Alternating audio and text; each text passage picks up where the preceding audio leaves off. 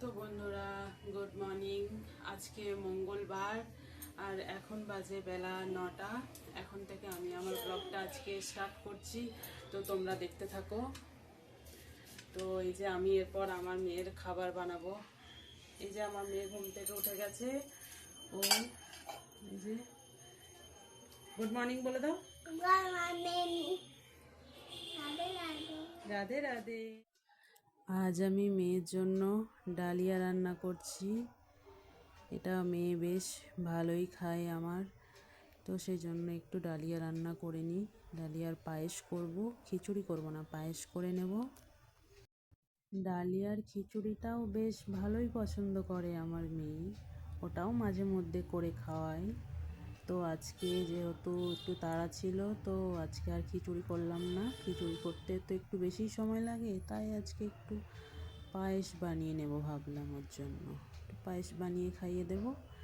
এখন তো সকাল বেলা 9টা বেজে গেছে, এখন এটা খাওয়াবো। কি করছো? কি করছো? কি কাজ করছো? কি কাজ করছো? আমি খাবার বানাচ্ছি ওর জন্য। আর ওই যে আমার মেয়ে, ও একা একাই খেলা করছে ব্যালকনিতে বসে। কি আর করবে, আমি তো ঘরে সারাদিন কাজ করি, তো মেয়ে আমার খেলাই করে একা একা।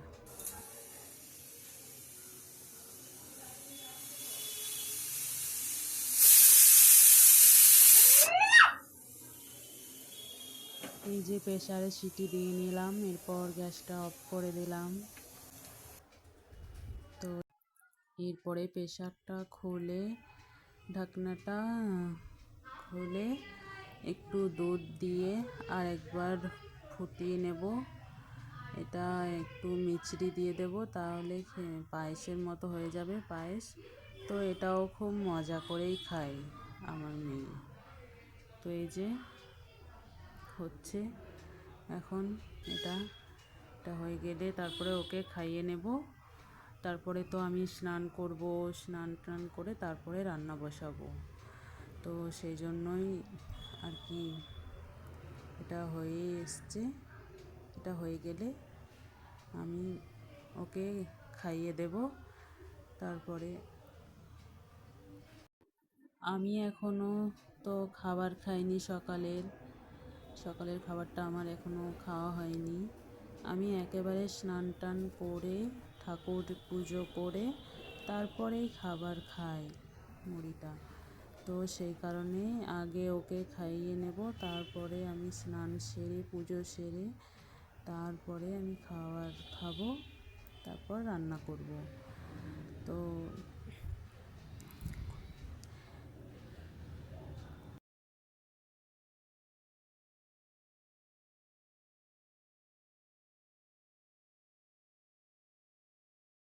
তো এই যে ওর পায়েস রেডি হয়ে গেছে।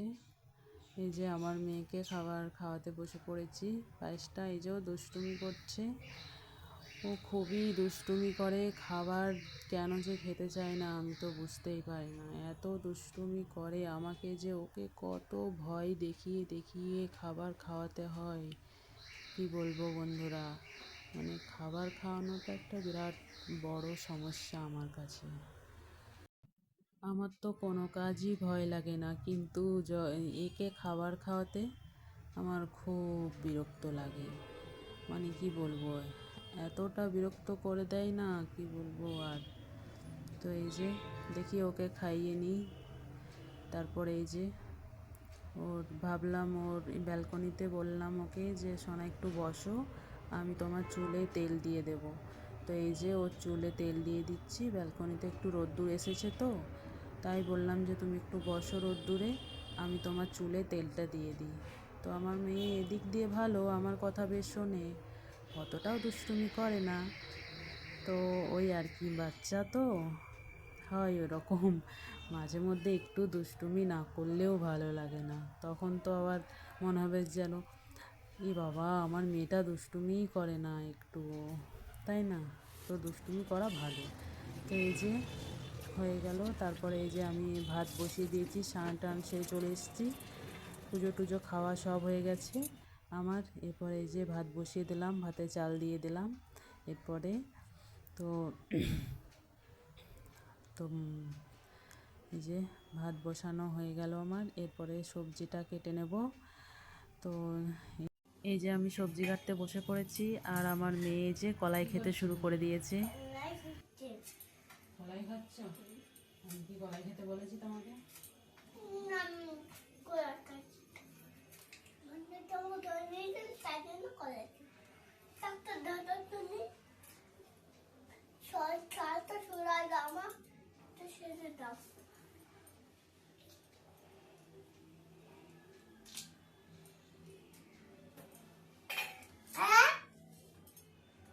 আমি যতক্ষণ সবজি কাটবো ও ততক্ষণ ওই কড়াইশুঁটি খেতে থাকবে। ও এটা খুব পছন্দ করে, সেজন্য ওর বাবা বেশি বেশি করে নিয়েও আসে ওর জন্য।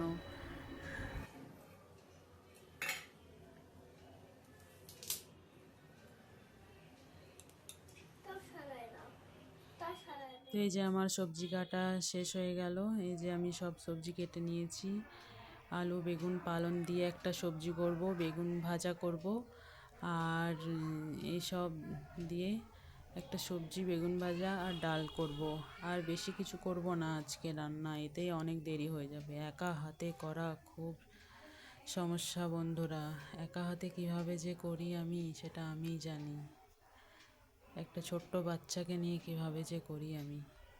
তো এই যে আমি গ্যাসে কড়াই বসিয়ে দিয়েছি, আর আমার ভাতটা এদিকে হয়ে গেছে প্রেসারে। তো ভাতটা আমি ঝেড়ে নিচ্ছি, মারটা ঝরিয়ে নিচ্ছি, ভাতের ফেনাটা ঝরিয়ে ফেলে দেব। তো এই যে কড়াই বসিয়ে দিয়েছি, এরপরে তেজপাতা দিয়ে দিলাম। তো এরপরে একটু পাঁচফোড়ন আর গোটা জিরে দিয়ে দিলাম ফোড়ন। তো এরপরে আমি মশলাটা কষিয়ে নেব। তারপরে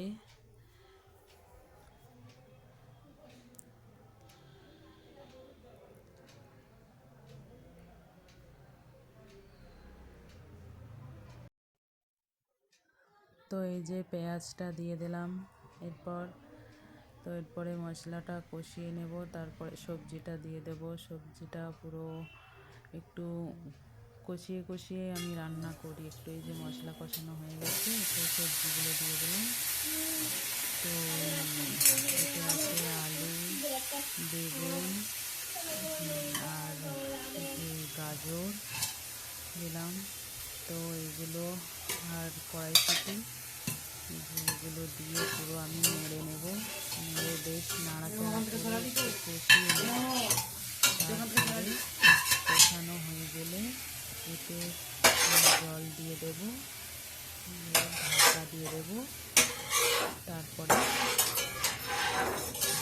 এটা সেদ্ধ হলে পালং শাকটা দিয়ে দেব। তো এই যে এখন আমি এগুলো নাড়াচাড়া করছি। এই যে জল দেওয়া হয়ে গেল। তো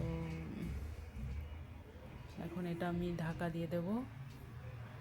হ্যাঁ, তো এই যে ঢাকা দেওয়া হয়ে গেল। তো এরপরে একটু জল খেয়ে নিই, অনেকক্ষণ জল খাওয়া হয়নি। খাবার খাওয়ার পরে তো জলই খাওয়া হয়নি। এই যে জল খেলাম একটু। এরপরে এই যে বন্ধুরা হয়ে গেল আমার রান্না। এই যে রান্না হয়ে গেছে। এটা ডাল রান্না করেছি, আর এটা ওই যে সবজিটা করেছি পালং শাকের, আর এটা ডিম ভাজা আছে, বেগুন ভাজা আছে, আর এই যে ডিম ভাজা, বেগুন ভাজা, আর এই যে ভাত। এই যে ভাত রেডি হয়ে গেছে। তো ভাতটাও বেশ ভালোই হয়েছে আজকে। সব